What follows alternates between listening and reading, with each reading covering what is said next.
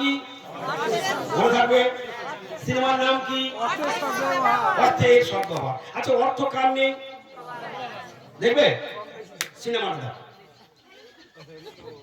সব এখন চাতক পাখি হয়ে গেল। এখন কি সিনেমা আরম্ভ হচ্ছে? ওই নাম কি? অর্থের সদ্ব্যবহার। দেখো, এই সংসারে এখানে যে কজন বসে আছে সকলের কাছে কিছু না কিছু অর্থ আছে। কথাটা সত্য? কিছু না কিছু। প্রশ্ন হলো এই অর্থ এলো কোথা থেকে?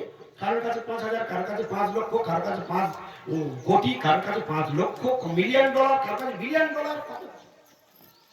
কারো তো সমান নয়।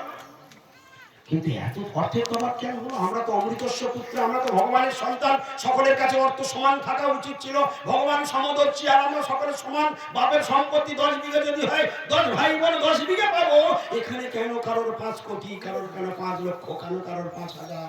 আর কেউ কেন মোটে নেই, কুত্তা বিল্লি হয়ে ল্যাংটো হয়ে রাস্তায় রাস্তায় ঘুরে বেড়াচ্ছে? সেই ভগবানের সন্তান ওই আম গাছ, জাম গাছ, বাঁশ গাছ হয়ে কাঠ হয়ে কেন দাঁড়িয়ে আছে? এই কি ছাগল চিন্তা করবে? এই চিন্তা কাদের? মানুষ। সেই মানুষ আজকে সব বিবেক বিসর্জন হয়ে বসে আছে। এই বুদ্ধির উন্মেষ ঘটায় সাধু, এই ঘুমন্ত চেতনাকে জাগিয়ে দেয় সাধু। ঘুমন্ত পরে হবে, পরে হবে, আপনার হরি কথাটা পরে হবে। গৌরী প্রেমানন্দে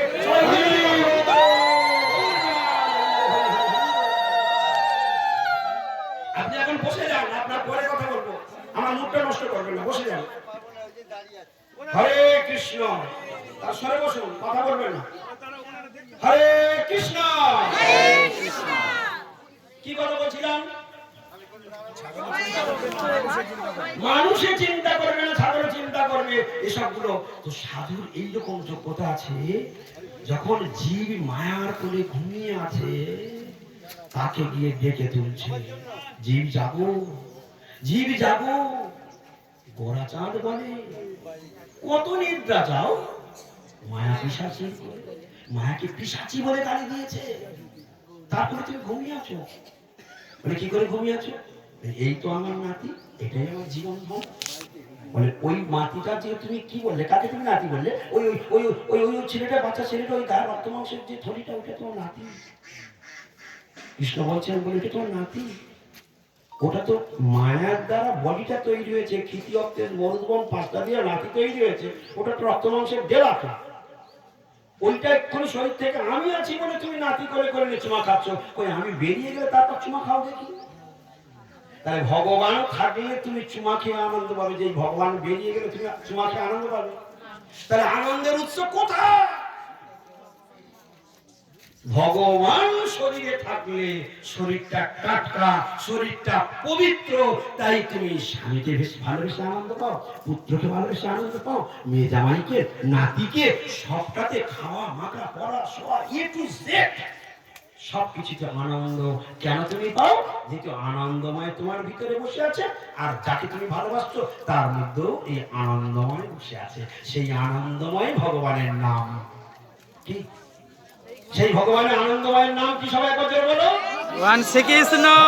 শ্রীকৃষ্ণ, জয় জয় ভগবান শ্রীকৃষ্ণচন্দ্র কি জয়, নন্দনন্দন কি জয়, সদানন্দন কি জয়, নন্দন কি জয়। এই সেই যার জন্য আজকে এত কিছু বাহাদুরি, এত সুখ শান্তি। সিনেমাটা আরম্ভ করি, সিনেমাটা আরম্ভ করি। ওইটার অপেক্ষায় অনেকে বসে আছে। সিনেমার নামটা কি জানো?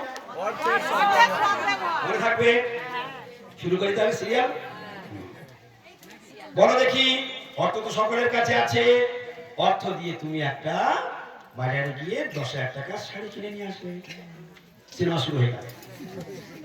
10,000 টাকার শাড়ি কিনে নিয়ে আসলে, দেখলে দুর্দান্ত ডিজাইন, তুলনা হয় না। কাপড়টাও যেমন, ডিজাইনটাও তেমন, আর রোলেক্সটাও তেমন। হ্যাঁ, দোকানদার বলেছিল 20,000 টাকা অফার বলে, তাই পেয়েছি 10,000। এই নিয়ে কিনলো টেপির মা, দেখালো রিঙ্কির মাকে, তারপর ঝুম্পার মা, তারপর সিনেমা চলছে। কি দেখা দেখি চলছে? ও 10,000 টাকার শাড়ি কিনেছে, ও আর চুপ করে থাকতে পারছে না। সারা হাত, সারা পাড়া দেখাচ্ছে। কি সিনেমা আরো হয়েছে, হ্যাঁ 10,000 টাকা শাড়ি আজকে কিনে নিয়ে এলো, 3 দিন পরে টেবিল মা মরে গেল। যেদিন শাড়ি কিনে তার 3 দিন পর পরা হয়নি, এখন পরা হয় 3 দিন পরে মরে গেল। শাড়ি জায়গায় রয়ে গেল।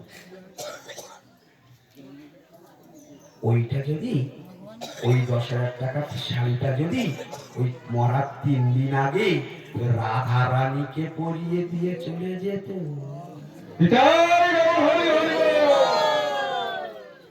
ওই শাড়িটা 10,000 টাকার দামের শাড়ি রাধা রানীকে দিয়ে গেছে। রাধা রানী চিন্তা করছে, তুই যাওয়ার আগে আমাকে শাড়ি পরিয়ে গেলি, যা তোর ভাগ্যে ছিল ছাগল জন্ম, যেহেতু তুই আমাকে শাড়ি পরালি, তুই যদি ছাগল জন্ম যাস আমি তোকে শাড়ি পরাবো কি করে, যা আমি আশীর্বাদ করে দিচ্ছি, তুই মনুষ্য জন্মগ্রহণ কর,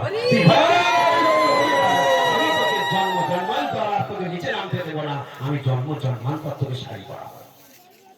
এই কৃষ্ণ। নাটকের নাম কি, সিনেমার নামটা কি? আচ্ছা আপনারা সিরিয়ালটা দেখতে পেয়েছেন না পাননি? সিরিয়াল দেখতে পেয়েছেন? কে চালাক কে মূর্খ, কে চালাক কে মূর্খ?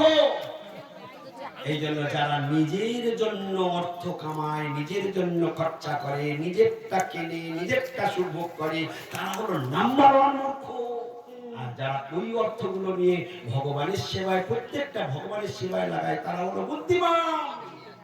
এসা বুদ্ধিমতাং বুদ্ধি মনীষা সর্বমনীষীণাং, সংসারের মধ্যে ভাগবত বলছে তারাই শ্রেষ্ঠ, সব থেকে বুদ্ধিমান তারাই যারা সব ভগবানের সুখের জন্য।